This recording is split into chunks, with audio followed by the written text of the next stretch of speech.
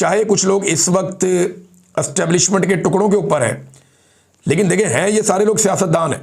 Ultimately मुल्क इनको चलाना चाहिए, ना कि एस्टेब्लिशमेंट को। अगर ये मिलकर बैठते हैं तो एक जंग के बाद भी लोगों को टेबल पे ही बैठना पड़ता है, तो अच्छी बात है टेबल के ऊपर बैठें, टेबल टॉक करें। सियासतदान यही करते हैं।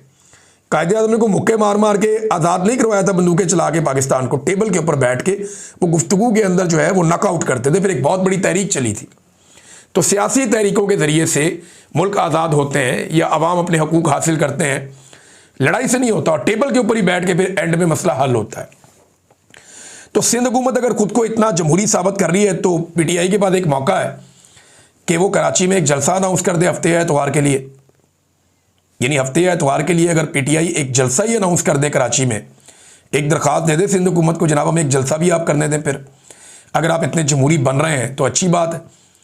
पाकिस्तान तहरीक इंसाफ को कई साल के बाद कम से कम मौका मिलेगा खैबर पख्तूनख्वा से बाहर कोई जलसा करने का खुलेआम, और यहाँ पे पूरी पाकिस्तान को, पूरी दुनिया को मैसेज भी चला जाएगा कि इमरान खान की मकबूलियत कितनी है, और हुकूमत और एस्टेब्लिशमेंट को भी पता चल जाएगा कि इमरान खान साहब या उनके लोग कितने पानी में, इनको पता चल जाएगा।